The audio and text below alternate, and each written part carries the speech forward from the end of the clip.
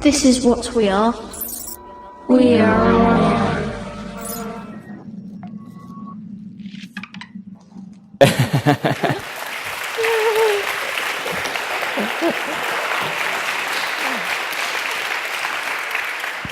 So we met some months ago in a conference here in Barcelona as well. Yeah. Before that, we have been exchanging emails with Audrey as well, and this is finally happening. It has been a long wait, a long flight as well. Thanks a lot for coming all the way from Taipei to Barcelona, and all yours. Okay. Welcome. Thank you. This is the clicker. Oh, thank you. But you don't have. Yeah, no, you don't need the clicker. Thanks, Andres. Okay. Okay.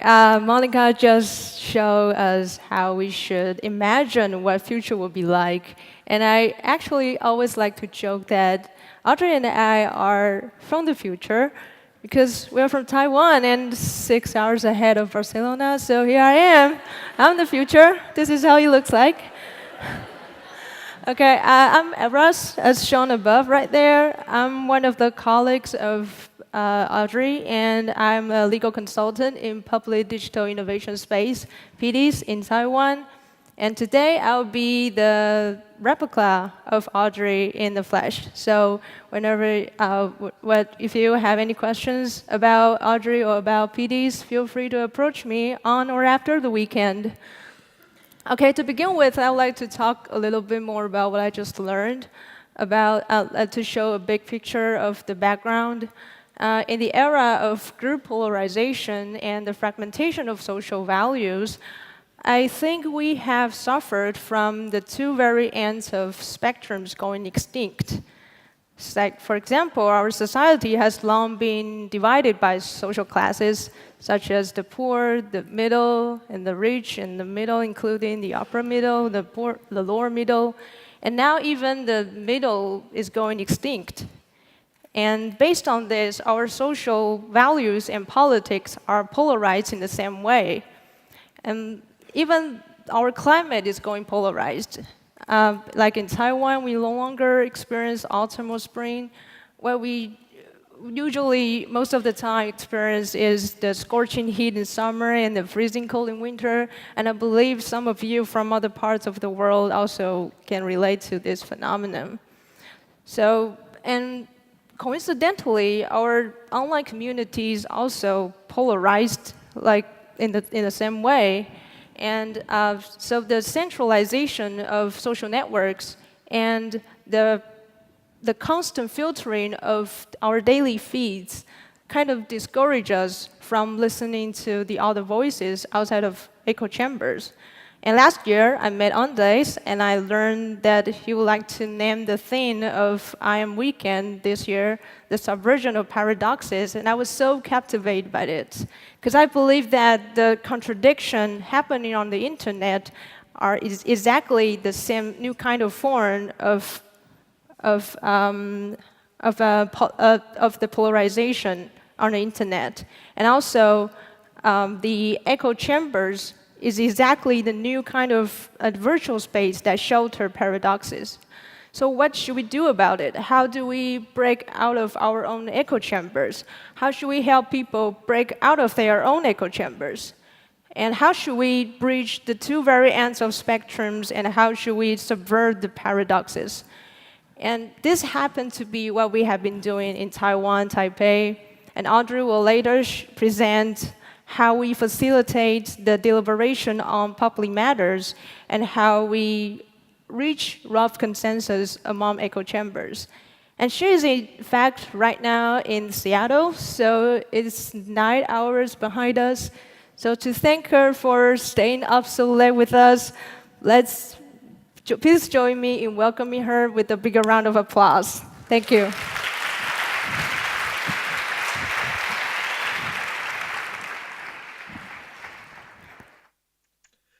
Greetings, friends at IAM Weekend.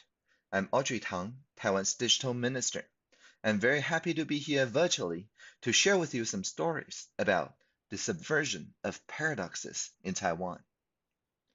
In the spirit of participation, I would like to ask you to enter this website on your phone on the browser. Slido.com, that's SLIDO.com.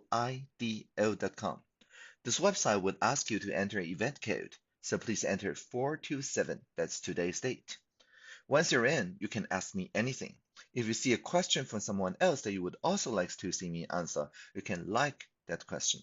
I will answer the question right after this talk, starting with the question with the highest number of likes. Unlike many people today, I'm an optimist. This strange condition began when I was 15 years old. That was 1996. I discovered that the future of human knowledge is on the web, and my textbooks were all out of date. So I told my teachers I want to quit school and start my education on the wide web. Surprisingly, the teachers all agreed with it. A year later, I founded a startup working on web technologies, and I get to join this fabulous internet community that runs with this crazy idea, an open, multi-stakeholder political system that runs the internet still today. Today, as Taiwan's first digital minister, I'm putting into practice the ideas that I learned when I was 15 years old. Rough consensus, civic participation, and radical transparency. Surprisingly, it's working and is transforming our society. 2 years ago, our president, Tsai Ing-wen, said an inspiring statement in her inauguration speech. She said, "Before, democracy was a clash between two opposing values, but now democracy must become a conversation between many different values." Indeed, in conventional thinking, social benefits and business profits, for example, are opposing forces and often contradict each other, forcing the government to make trade-offs in this paradox. However, the idea of social innovation brings a brand new way of thinking. For people working on social innovation, the core objective may be achieved by, for example, developing business models to address social issues or environmental issues, and the government's role has changed. Instead of being the arbiter torn between different sides, we're now asking a different set of questions. We ask, what are our common values, despite different positions? And we ask, given the common values, can we find solutions that works for everyone? And this is the spirit of co-creation, a spirit for subversion of paradoxes. Civic technology, the branch of technology that enables millions of people to listen to each other instead of one person speaking to millions of people, is a core ingredient to co-creation. Indeed, in the past couple years, Taiwan has been consistently ranked the top country internationally on open data, on internet participation, on women's digital access, digital inclusivity, etc. And all this was because we adopted open data and crowdsourcing as national direction since 2014. It was catalyzed and epitomized by an Occupy movement in March 2014. There was a live demo of mass participation. We occupied the parliament for 22 days.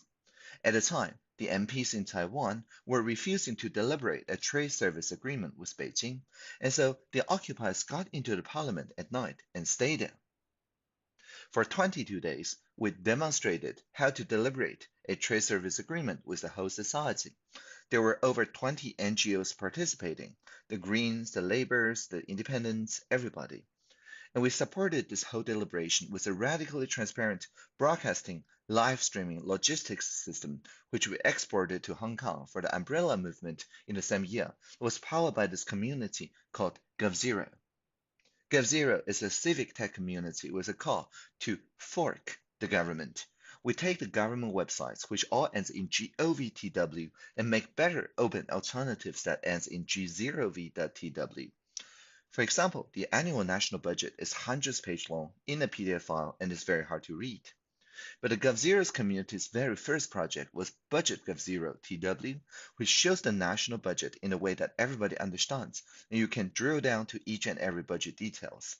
Today, the system is adopted by 7 city governments, powers the participatory budget platform for Taipei City at budget.taipei, so that anyone can look at this map, find a part of city budget they care, and type in any question they want to ask, and the career public servants actually comes forward and answer for that part of the question.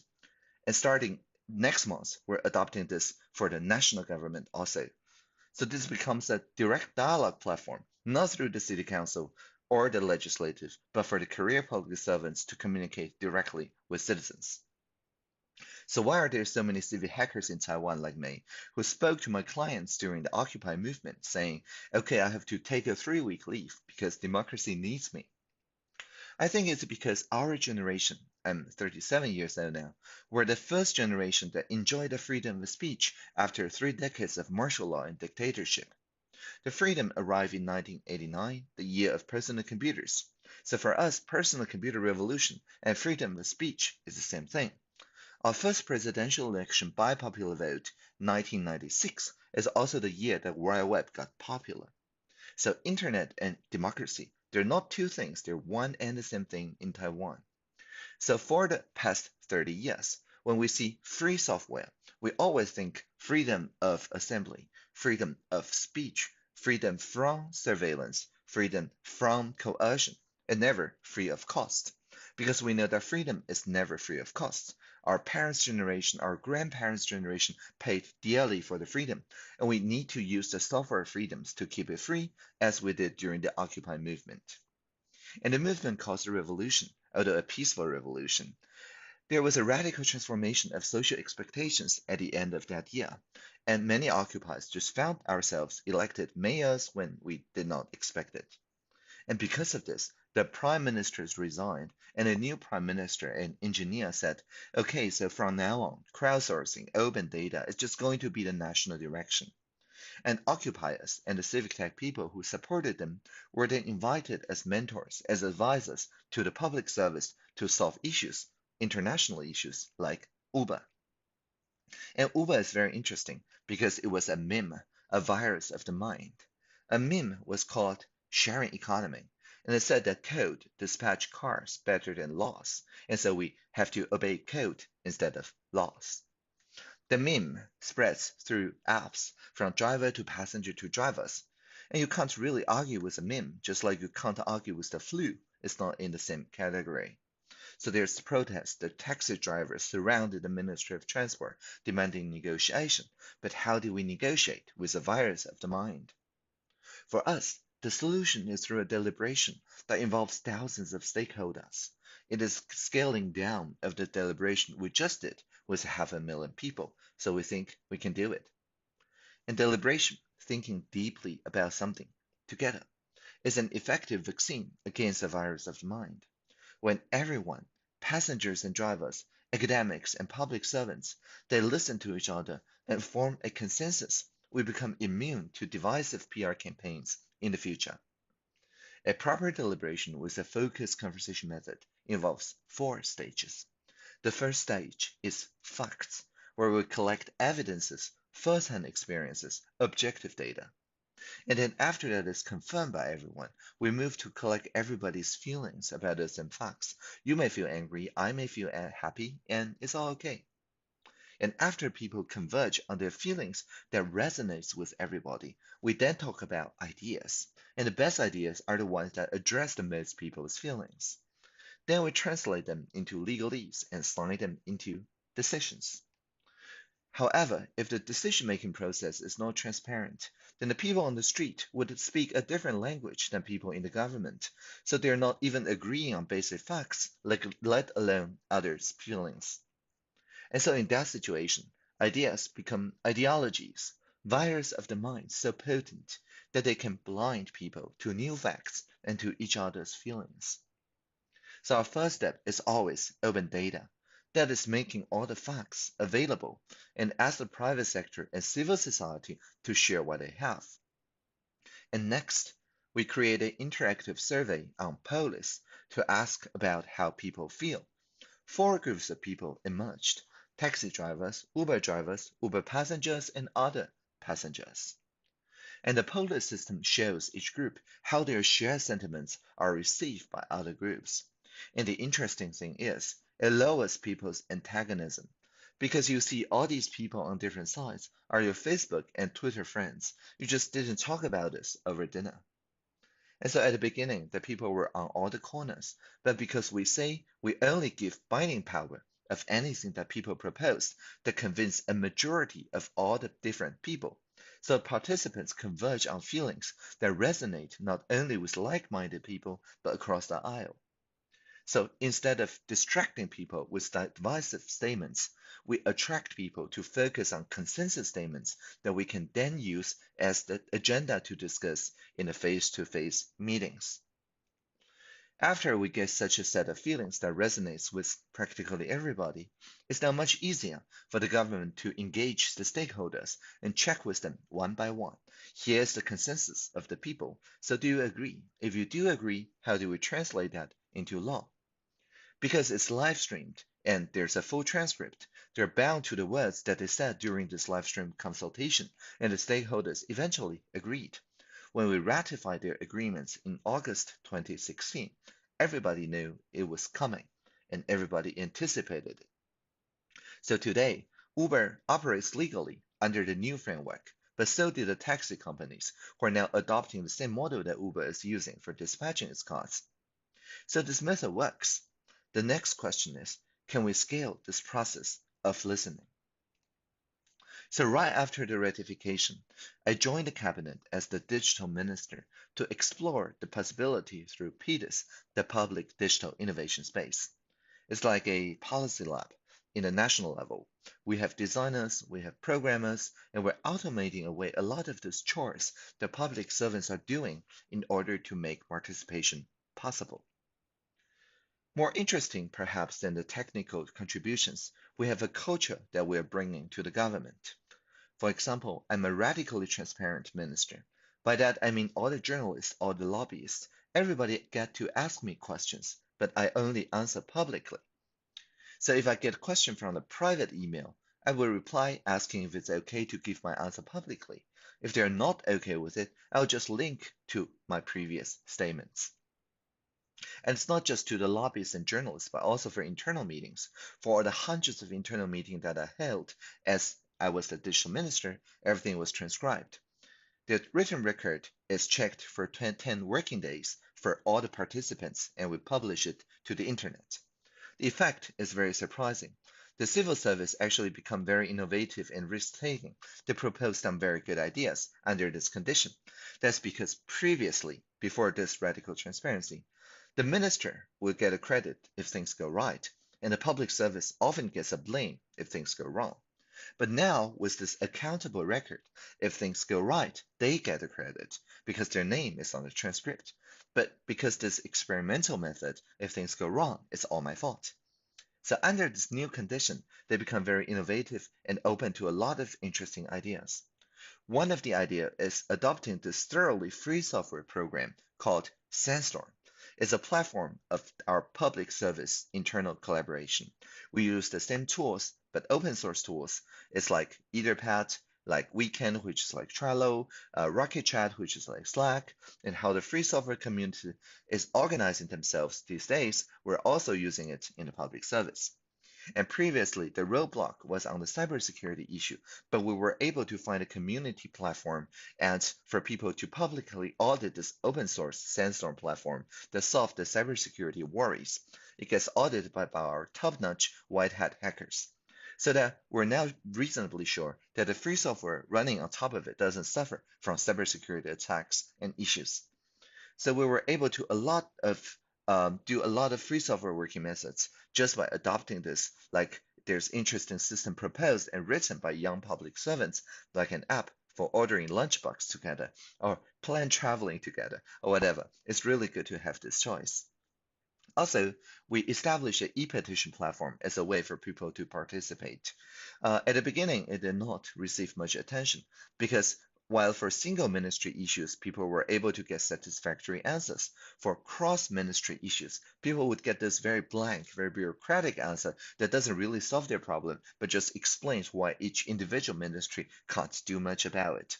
So after I become the digital minister, we asked each ministry to send a team, at least one person, to serve as participation officer or POs. We assembled this virtual team of about 50 people online using Rocket Chat and all those Sandstorm tools for engagement. So now in Taiwan, when people start a petition, they know that instead of just a dutiful response, they will actually get to meet with all the relevant ministries in Taipei, or we will travel to those rural areas and islands if they're about to petition for local development. We solve a lot of very interesting problems like this without exposing any public servants to risk, so we relieve their fear, uncertainty, and doubt around civic participation. For example, a petitioner last May said we have an explosively difficult to use income tax filing system that doesn't work on Mac and Linux. And so we invited all the people who complained the loudest, and eventually we co-created this year's tax filing system. And so by collaborating with the civic sector, we're building a robust environment suitable for the social innovators to grow, where the power of civil society could be brought into full play. And the venue we hold those collaboration meetings today, the Social Innovation Lab, was also co-created by 5 workshops of more than 100 civil innovators who were invited to communicate their conceptions and expectations for the lab.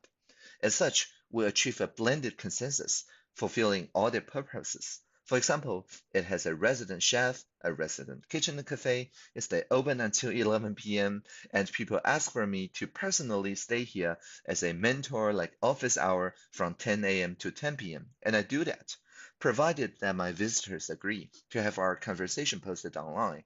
Anyone can have a discussion with me in the Social Innovation Lab. And it's not just in Taipei City. The different regional city social enterprises, social innovators, they also gather around me on my bi-weekly Taiwan tours. It's just me that travels, but everybody else, there's like 12 different ministries, about 20 people, remains in Taipei. We still have a good video conferencing and transcription that makes it very easy for the public servants in Taipei to see the local issues being surfaced and being resolved in a very quick fashion because all the related ministries are there. And once the people solve it and publish online, all the other unrelated ministries now also understand, okay, so this problem is to be solved this way, and so it is a virtual learning team that's recurringly solve the social issues. So we tour around Taiwan, we see a lot of civil society initiated grassroots civic tech projects like the GovZero Air Pollution Observation Network. By combining the diverse talents in network communities, this project utilized the simple air quality sensor, Airbox, which is becoming very popular, and apply IoT technologies so that little by little and bit by bit, thousands of contributors accumulate a massive database about air quality that is closer to the actual places where people are active. And the exceptional advantage in Taiwan is we fully support instead of reject this civil society grassroots initiative. As part of the forward-looking infrastructure plan, we launched a IoT for Public Good program with a 4-year budget of about 5 billion Taiwan dollars. In the program, an enormous amount of environmental data on air products, meteorology, water resource, earthquake, disaster relief are integrated into a high-speed computing environment so that we can collaboratively discover the correlation between social activities and environmental phenomena more quickly. We're also working with Research Institute to assist with the manufacturing of domestic, affordable, high-quality PM2.5 detectors so communities can yield data of a higher accuracy. So why do we encourage such social innovations? Currently, there's many misunderstandings between government and the people due to lack of transparency and insufficient data. And using the air quality as an example, establishing effective dialogue is difficult until the source of daily air pollution are disclosed from various sources to the whole society on the same platform, including what pollution came from outside, from fixed sources, from mobile sources, etc. And we're very proud that the Airbox related projects and applications have been introduced over the world.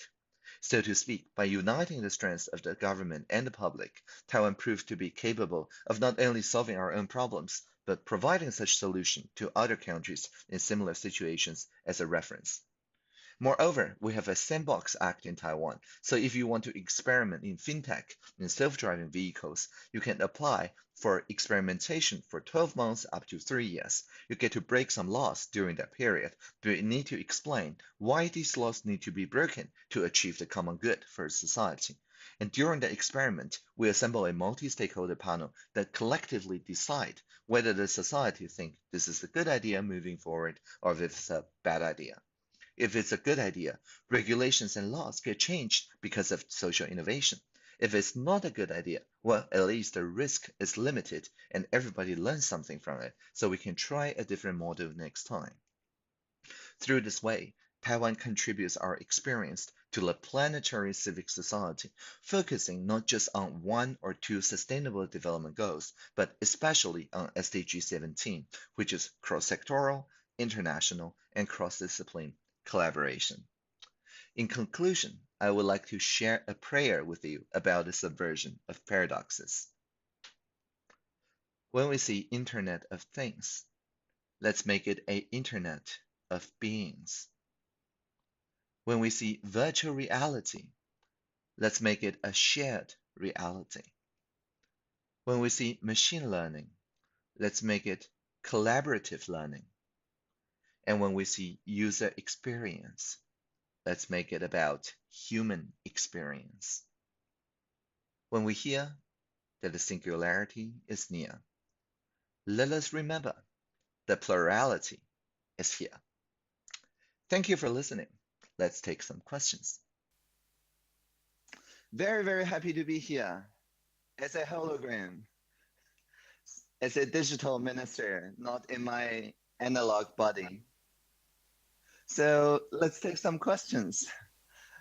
The top question at the moment, with 39 actually votes, is what obstacles with radical transparency do we encounter working in the government? The number one difficulty, it is through this transcript-based radical transparency. This differs significantly with a recording or a live streaming. For recording or live streaming, the power is in the person holding the camera. But with a transcript, the power is distributed to all the meeting attendants because we can listen to each other's sides again when we're going through editing of the transcript. But however, to edit what you have just said is very easy. So we need to have the transcript on the same day before you go to sleep of the meeting. If you have the transcript 2 weeks after the meeting, maybe you don't remember the meeting anymore.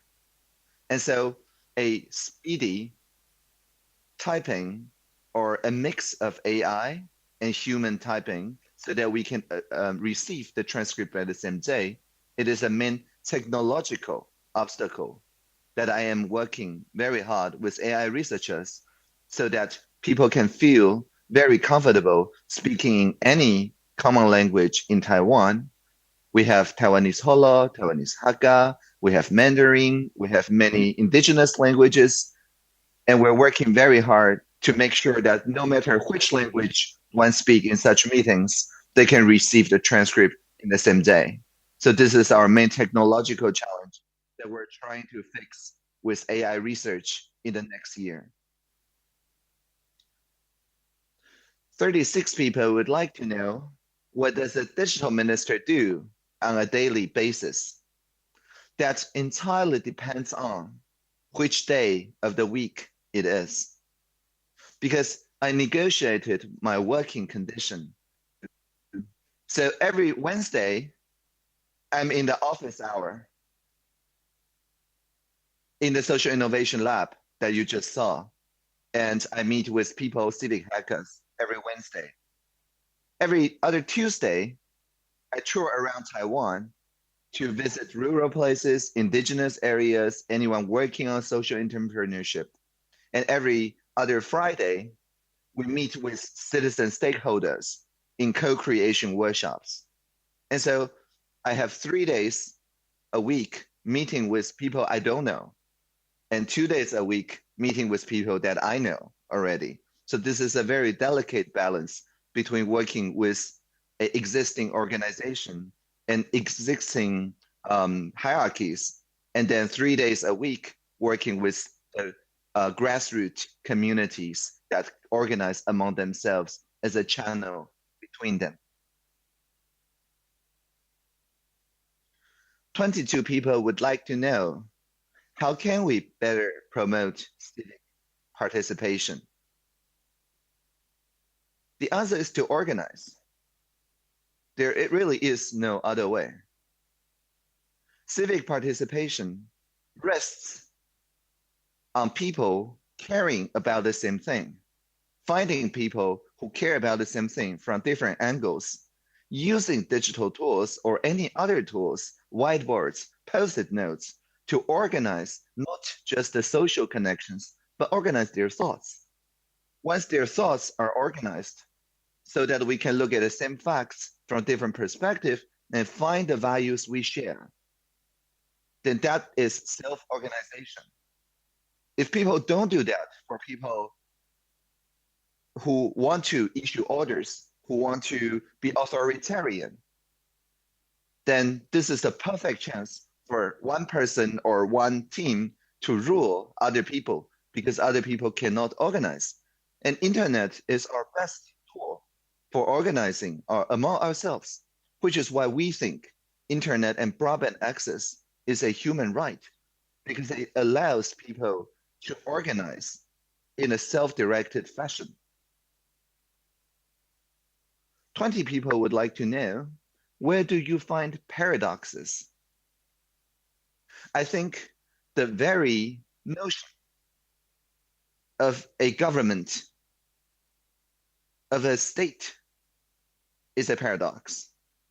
I think for anyone who wants to work on self-organization, who want to collaborate with people, there is a intrinsic tension between me wanting to work with you directly and we both trusting some government or some state to work as our intermediary.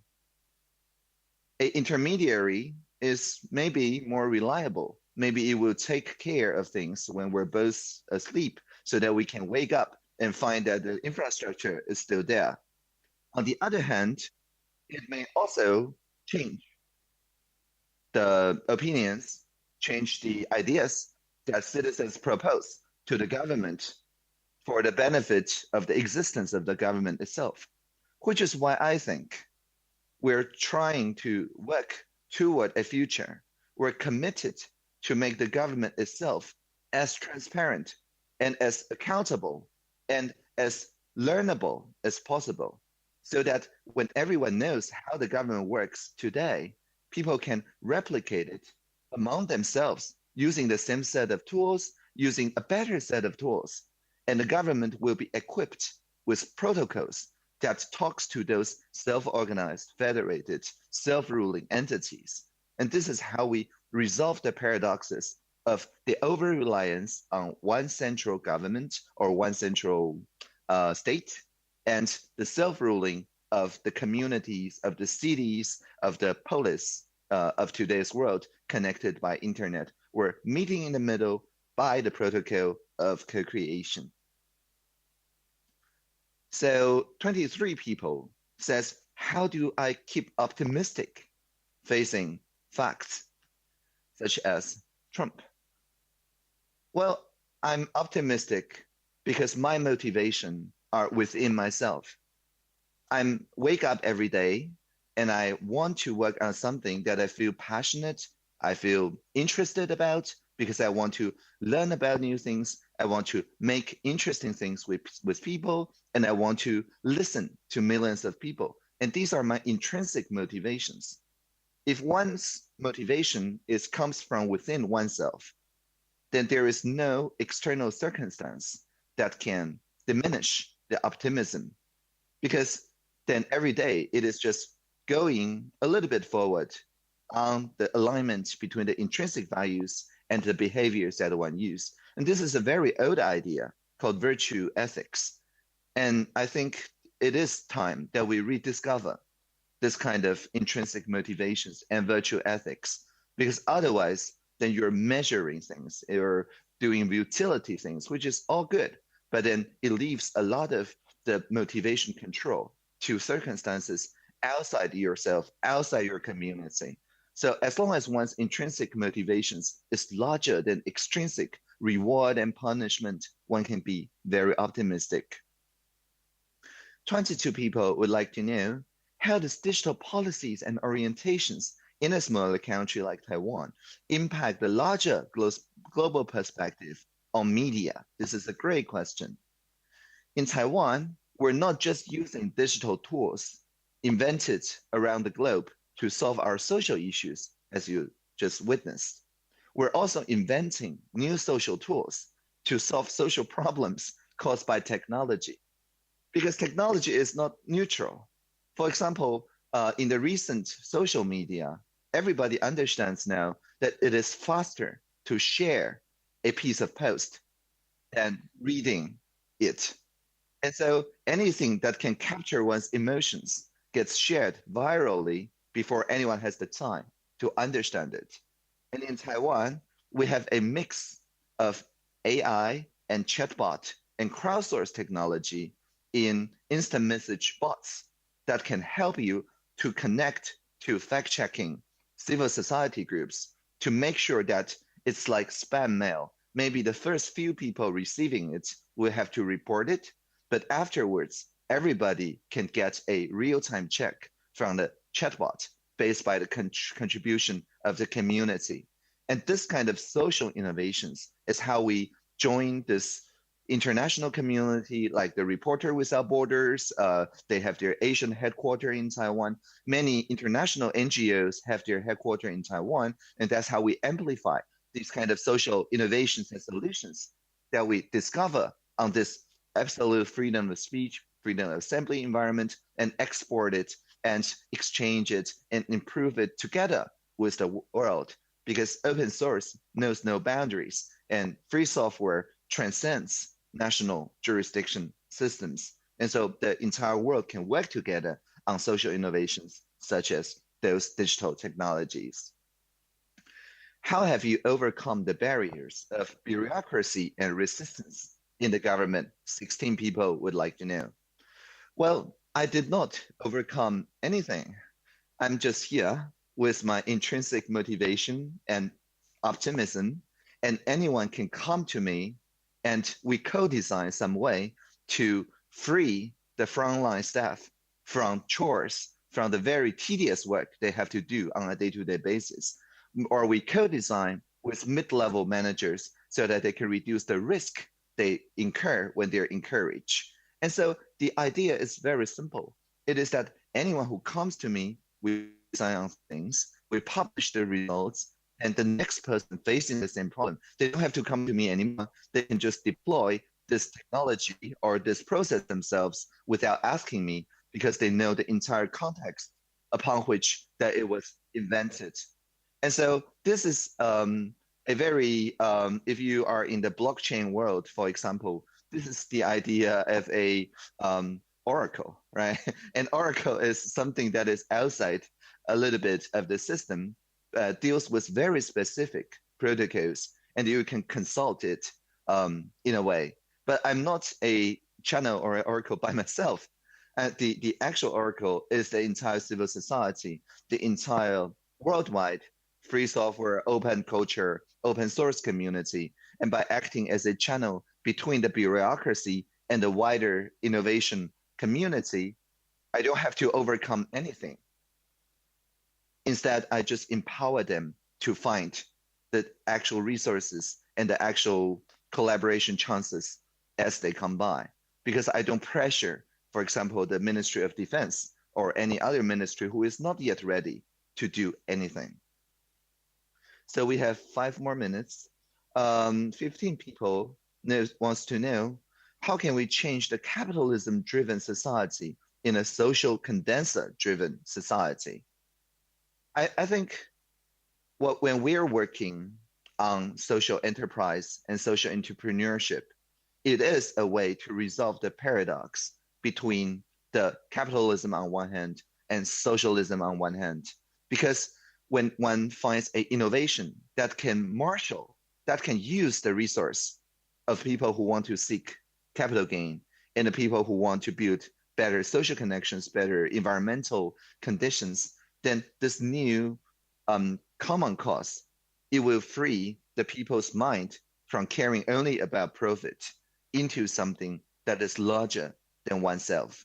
And so this is why we see many largest companies, like back in my day, we try to convince the Netscape company to become a social enterprise.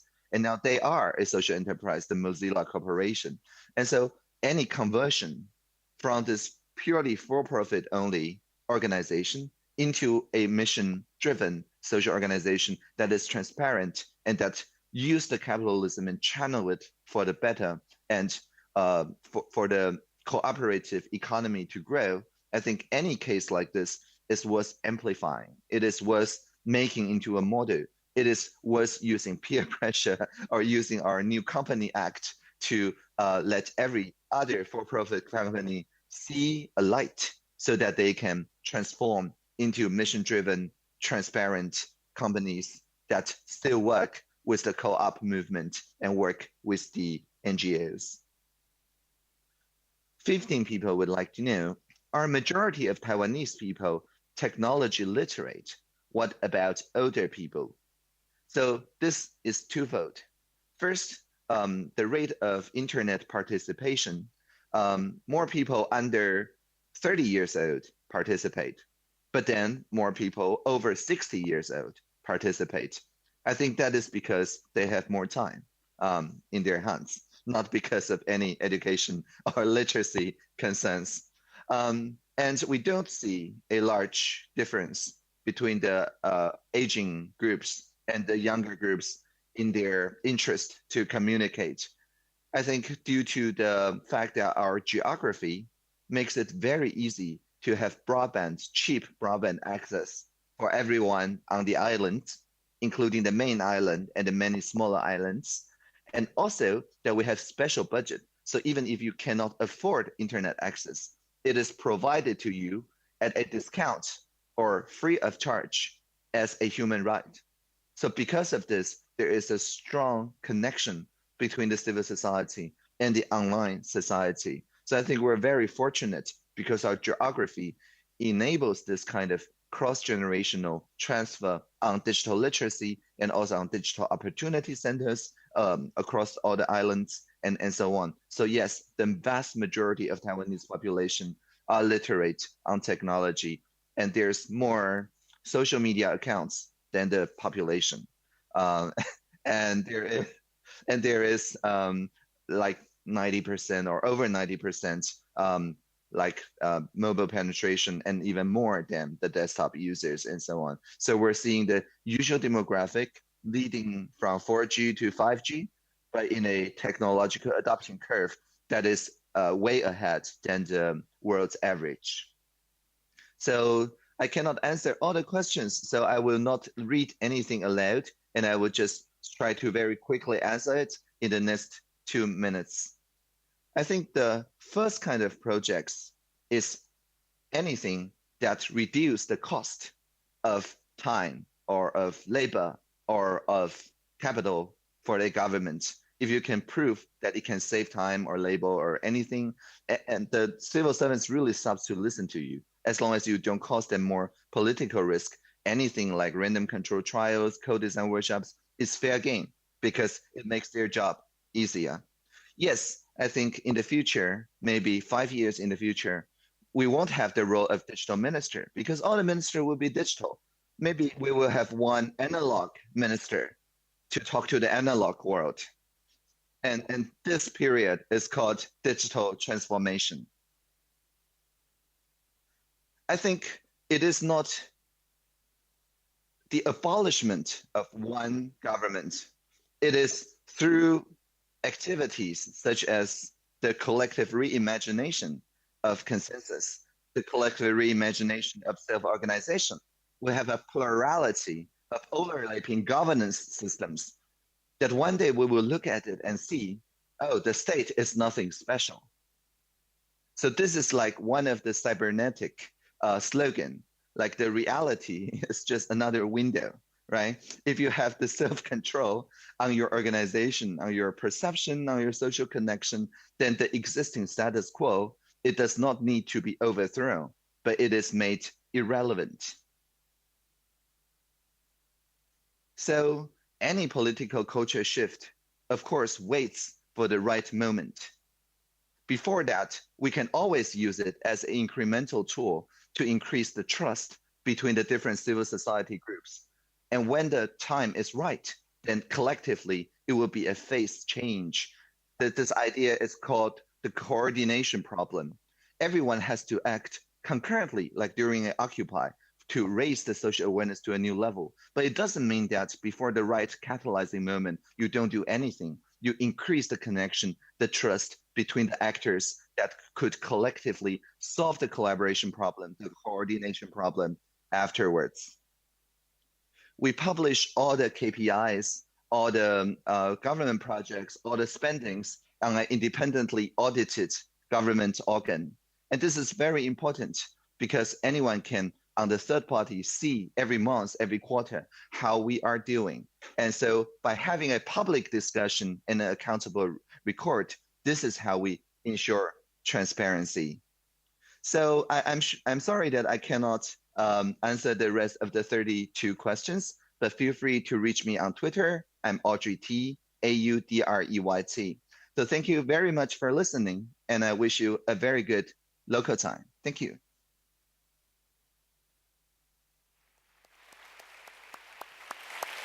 In randomness, we trust.